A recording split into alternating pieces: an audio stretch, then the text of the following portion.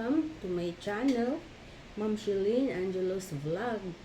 Ayan guys, good morning. Today is Saturday.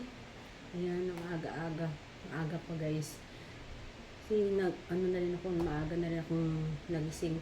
Kasi, yan ako, iinumin gamot. Kailangan makainom ko ng gamot bago ako magbukas ng store.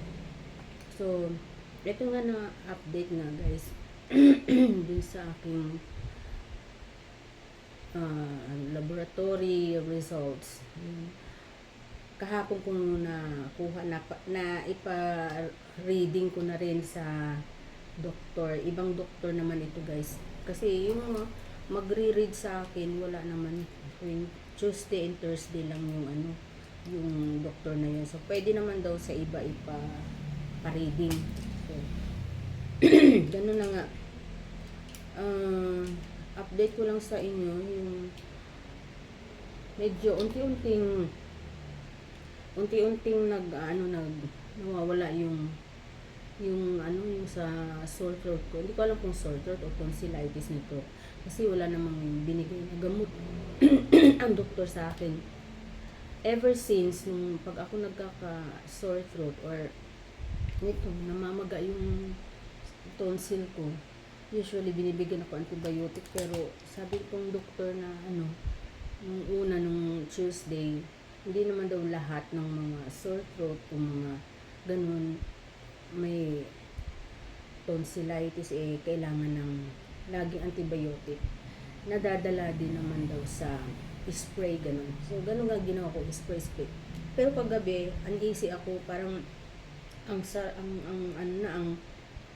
masakit na namang lumunog. Sobrang sakit, parang uneasy ako. Para akong nilalagnat dahil dito sa tonsillitis. Hindi ko alam kung tonsillitis or sore throat, basta sore throat. Kasi kahapon, nagpa-reading na ako. Yun nga, very thankful ako dahil negative lahat.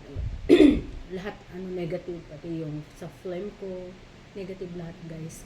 Kaya tuwan-tuwa ako. Kaya lang naman daw nila ginawa yun, para lang makasiguro. Yun nga. Kasi yung ayon yung sa nakita sa sa x-ray. Nakita yun sa x-ray. After ng x-ray, saka ako pinalaboratory yung CBC ganun, para makita ko may infection sa dugo.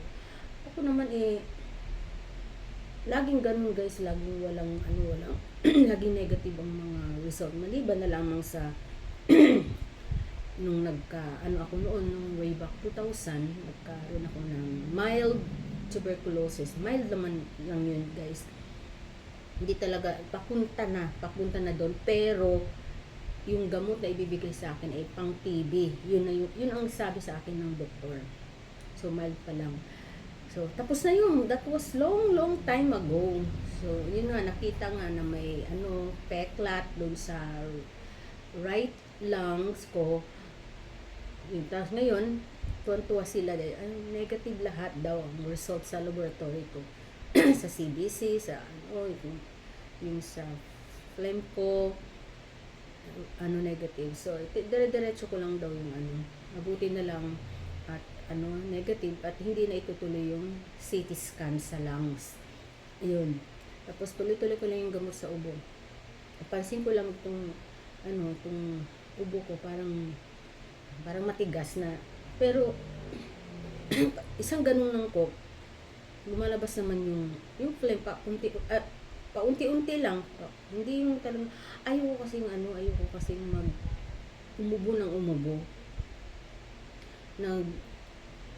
Parang masakit sa dibdib iubo ba.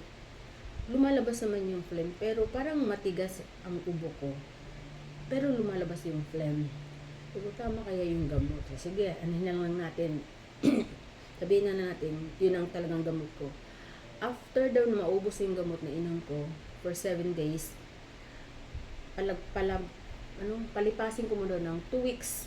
Pag hindi pa rin daw gumaling yung ubo ko, bumalik ako sa kanila. Ayun, hindi ko alam, babaguhin yung gamot siguro. Kasi ngayon ako nakakita ng ganung gamot. Ngayon na ako nakapag-take ng ganung gamot. Guys, ang mahal ng isa. Grabe.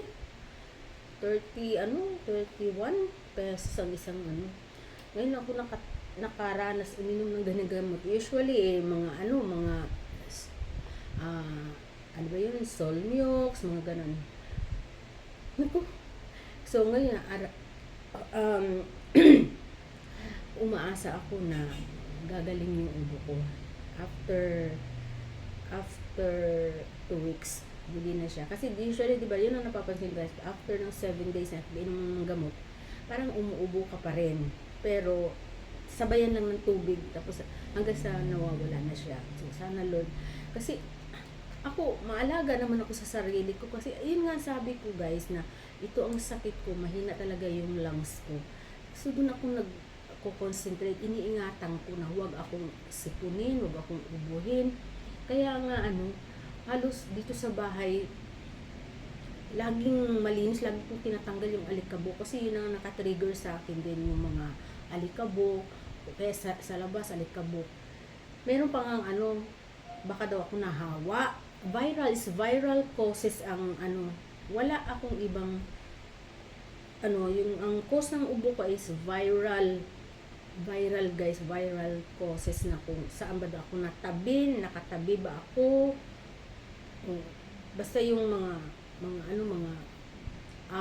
naka-cause ng allergy sa akin kasi meron akong cold allergy. So binigyan din niya ako ng gamot sa allergy kasi meron akong ganun sa mga alikabok. So halos everyday guys nagpupunas ako dito ng alikabok kasi ayoko ng maalikabok, ganun. Ay, talaga it's viral lang talaga guys. Walang ano pa man. Wala akong sakit. I'm healthy. Ngayon lang ako siyempre sa sobrang init ba? Sobrang init. Lamig. Sobrang init. Tapos, di mo maiwasang hindi ka maliligo. No? Minsan, maliligo kang parang galing ka sa init. Kahit parang pinagpapawisan mo pati mga singit mo, may mga pawis, maliligo ka. Parang ganun. Hindi naman maiwasan na wag alisin mo na yung pawis, yung pagpahinga mo na. Hindi pagpasok mo sa CR, pagpapawisan, maliligo ka na, no? Pagpapawisan ka doon kasi mainit nga. Yun ang ko doon. Kaya ako, pag maligo, quick! Sandali lang ako maligo guys, hindi ako nagtatagal sa CR. Kasi, alam niyo na, sabi ko, isip ko, masama yata yung parang pinagpapawis. Pumasok lang ako ng CR, na agad ako, pinagpapawisan na agad ako. Pawisin talaga ako guys eh. Kaya, so ngayon nag-almusal ako na ito, sweet potato, tsaka oatmeal. Ito po. Tapos sabi sa akin ni doktora, daw ako sa uric acid ko, i-check daw yung kung mataas ba. Sabi ko, hindi na siguro kailangan doon. May tusok na naman yan. Tapos sinabi sa akin ni doktora na may annual check-up daw ako ng laboratory. Yan yung kailangan daw, annual check-up. Sabi ko, sila sila ang nag-suggest nun. Hindi ko lang kung i-cover ng Fortune Life ko. Tapos, kailangan daw ako magkaroon ako ng annual, anti-flu. Ganun. Kasi, last year ng 2024, naanuhan ako ng May, anti-flu. Last year sa Bohol, anti-flu. So, ngayon, May na, yearly talaga guys. Kaya, maghahanap na naman ako saan yung free na anti-flu. Kasi, libre lang doon, basta mga senior libre. Yun lang guys, update ko sa inyo. Salamat po Lord at okay tayo. Walang lang to. Simpleng ubo lang to. Gagaling din tayo. May gamot naman tayong iniinom. Tsaka a lot of water. Drink a lot of water talaga. Sabi nga ni Doc, at least 2 liters. Naku po, ang dami nun, 2 liters of water a day. Ganun. Iwasan ng mga kape, mga ganun, mga bawal.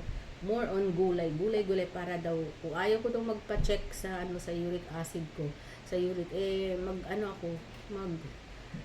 bawasan ko yung mga kinakain ko para unti-unti din siyang bababa yung uric. Inom din daw ng water para bumaba yung yung uric acid mo bababa. Tapos, huwag mo kainin din yung mga bawal. Tulad ng seafood, yung masyado kang ano sa seafood, ay nakapakalakas yan. Cholesterol lang yan. Yan ang malakas sa uric acid, yung mga dilis, mga tuyo. Sus, may Yosef. Yan. Wala, hindi na ako hindi na ako nagtutuyo, guys. Hindi na ako kumakain ng tuyo. Pwede siguro minsan-minsan, pero but not every day. Kasi yung mga sobrang maaalat, iyan na, bawasan ko itong tawa. Di bali ng matabang, ayoko din naman ng matabang, yung tama lang talaga. And then I eat a lot of fruits. Ito yung kinakain ko, guys, oatmeal and sweet potato. Thank you so much, guys, for watching. God bless po. Ingat din po tayo sa sarili, lalo na ngayong panahon na ito, guys. Itong sobrang init. Basta everyday mag-iingat tayo. God bless, guys. Thank you.